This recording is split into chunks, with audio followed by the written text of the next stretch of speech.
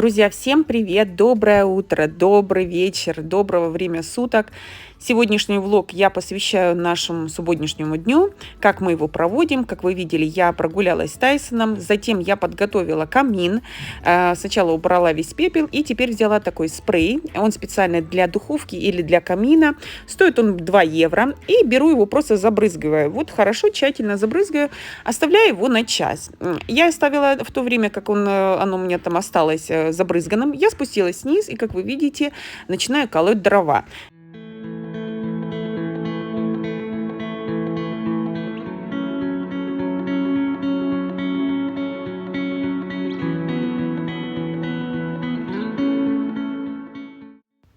Как вы видите, легко все отходит. У меня специальная губка, такая губка-мочалка. Я просто ее смачиваю водой, никакой ни шампуню, там ничего, дополнительных растворов не добавляю. Просто водой и в конце просто промываю обычной теплой водой и газеткой, либо же кухонным полотенцем бумажным. И, как вы видите, результат налицо. Вы можете взять в конце газетку, которую я вот также применила. Обычные газеты мокрые. Я их кладу в камин и разжигаю потом огонь.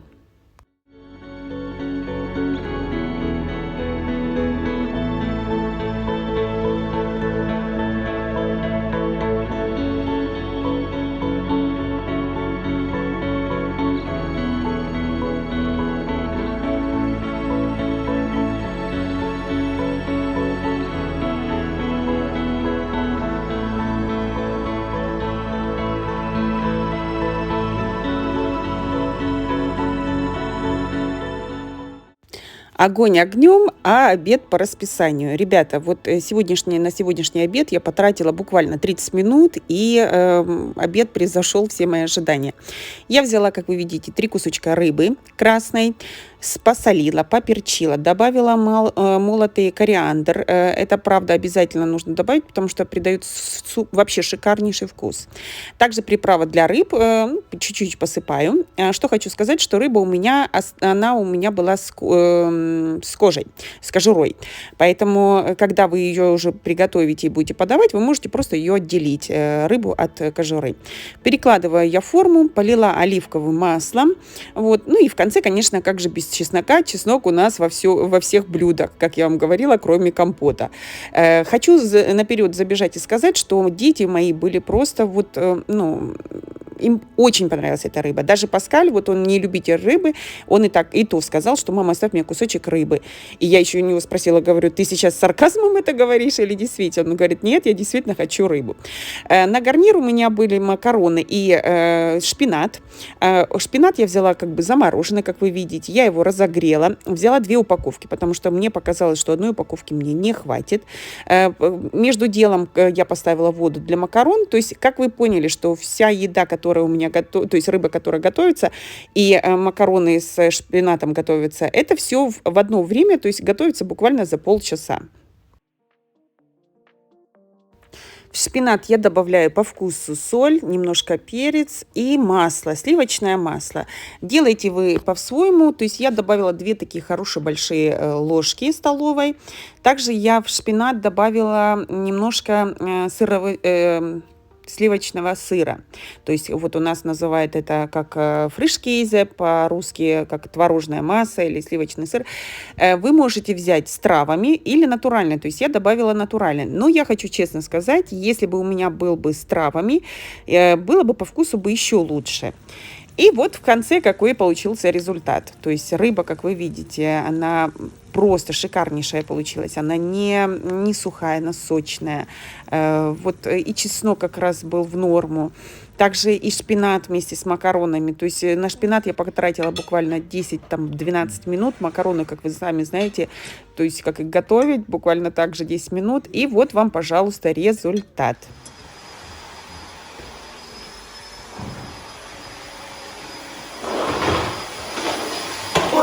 Ой! Маме!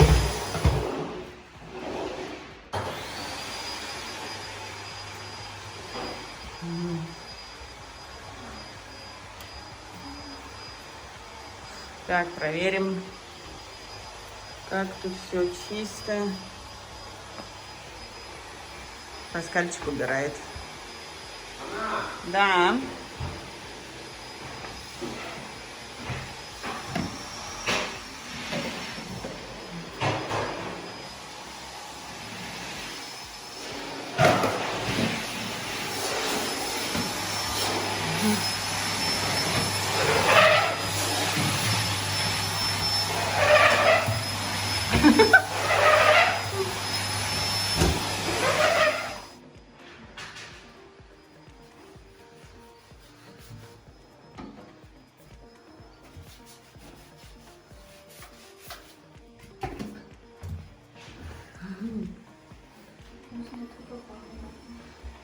Не знаю.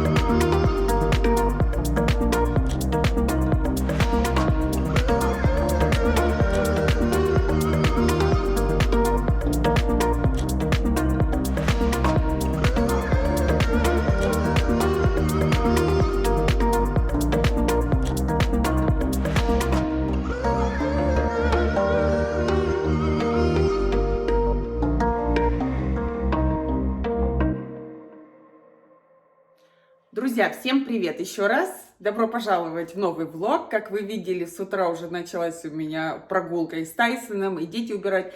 Сейчас я приготовила обед, мы уже покушали. Дети теперь отдыхают, так как они свою работу сделали. Ну, а я, конечно, буду продолжать уборку делать в зале. Ну, в принципе, я, как вы знаете, каждый день все равно пылесошу, не так у меня как бы грязно. Просто, ну, чисто символически нужно будет пыль повытирать, там, журнальный столик вытереть, ну, и, как всегда, полы помыть. Все остальное я вам показала, как мы рыбу тоже покушали, показала. Кстати, рыбу я вам хочу сказать, что готовила 20 минут в духовке, то есть некоторые могут там и 10-15 запекать. Я оставила специально 20 минут, чтобы она покрылась вот такой хорошей коричневой корочкой. И хочу вам действительно сказать, что получилась шикарнейшая рыба, сочная, такая, знаете, не подгоревшая, а именно хорошо так пропеклась, ну, шикарно. Кстати, друзья, вы заметили, у меня наверху лежат вот такие стаканчики. Я их покупала. А где их покупала? Я даже не знаю, где их покупала. В общем, есть вот такие стаканчики. Видите, они маленькие. Я думаю, где-то это на 100 миллилитров. И вторые такие стаканчики. Вот написано. Тут написано Том. Это такой строительный магазин Баума. Это, я думаю, где-то на 200. Написано просто, что 16 штук. Но емкость не написана. То есть, в общем, готовлюсь теперь со следующей недели. Буду начинать уже садить рассаду с помидорами, с огурцами.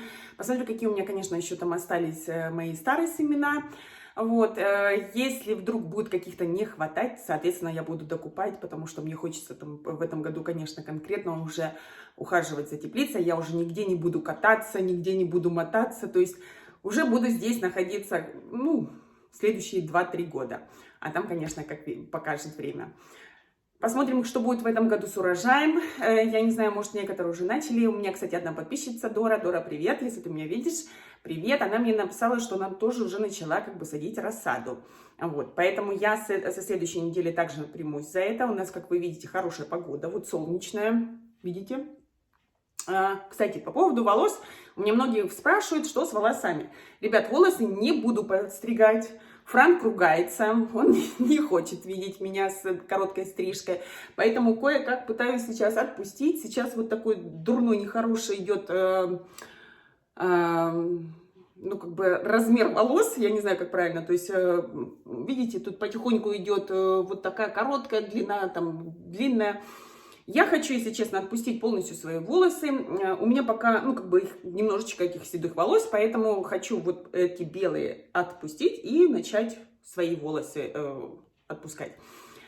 Красить пока не хочу, потому что после последней краски, когда я делала стрижку, у меня ужасно лезли волосы, ребят, ужасно. А еще вот после короны, когда у меня была корона, хочу сказать, что они вообще лезли, как будто я после химиотерапии какой-то. Я прям брала вот клочья волос, и они оставались у меня на руках. То же самое, я когда в ванне мыла волосы, вот как-то случайно, если честно, заметила. Просто я не под душем была, а просто голову помыла, и я вижу, у меня прям вот конкретно шли вот такие куски прям волос. И многие мне говорили, что кто после короны, у них, ну, особенно у женщин, да, у них тоже такая проблема, выпадают волосы. Я, конечно, накупила там сейчас себе витаминов для волос, потому что подходит лето, шапку уже буду снимать, соответственно, хочется немножечко какую-то там шевелюру иметь. Укладку я не сделала, поэтому выгляжу как Алла Пугачева с такими антенками. Ну, дома, правильно, никто что за мной не сидит. Все, ребят, начинаем дальше убирать. Пойдемте со мной, покажу, как я дальше убирать буду.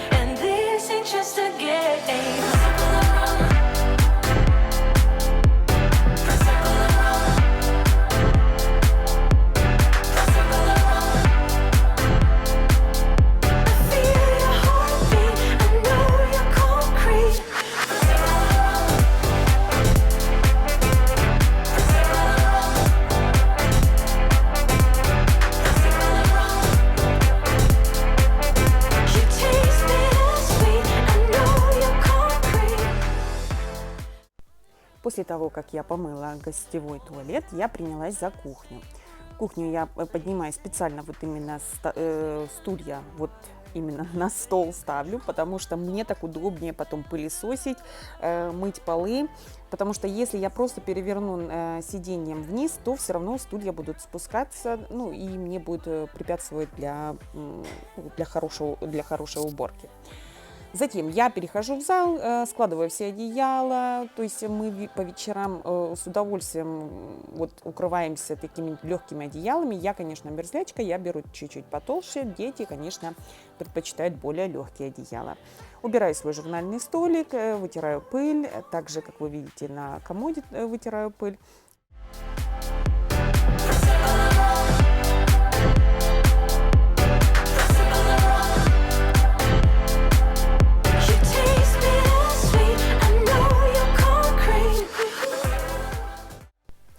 И в самом конце начинаю убирать в коридоре.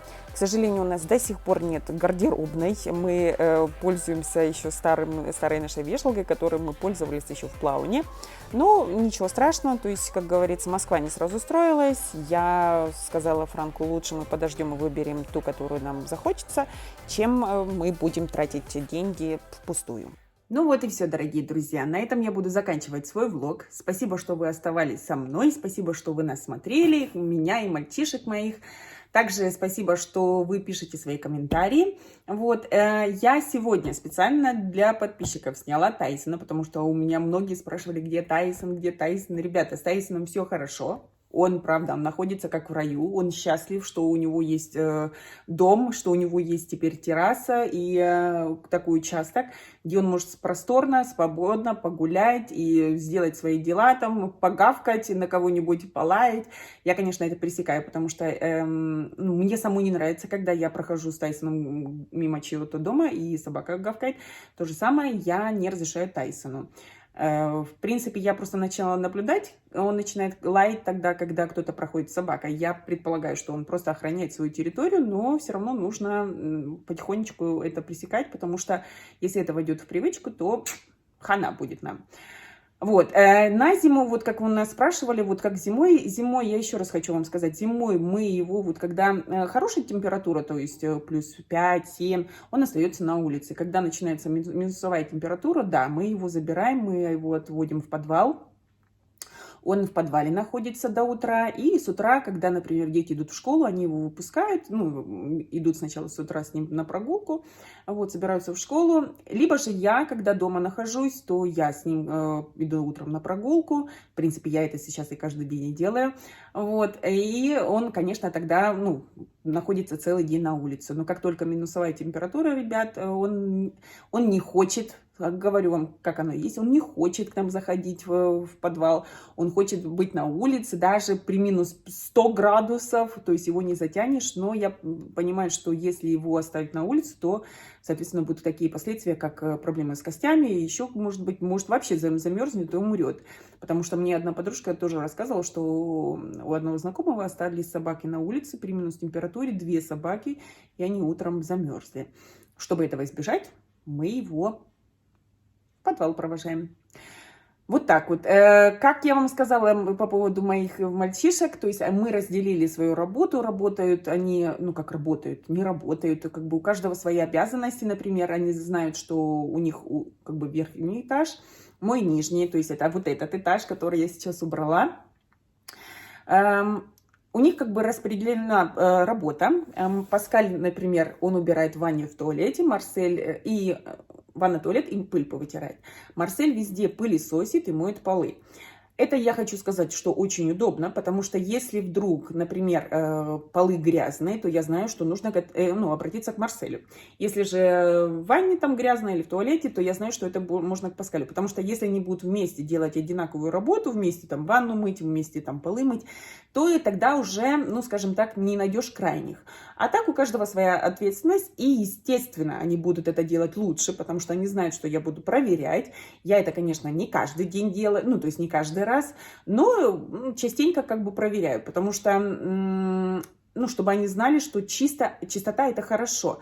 Если они будут сочковать, то, соответственно, они будут это переделывать, эту работу. Были случаи, когда им приходилось прям переделывать, они брали снова тряпку, переделывали, потому что я хочу, когда они вырастут, и если у них будет свой дом или квартира, я не знаю, где они будут действительно жить, то мне хочется, чтобы они привыкли к этой чистоте, чтобы это было для них нормально. Не нормально, если бардак в доме, а нормально это, если чисто. Поэтому если с детства вот так приучать и показывать, что такое хорошо и что такое плохо, то, думаю, может быть, со временем они это поймут, вырастут и оценят мой труд и мое вложение, которое я им посвятила.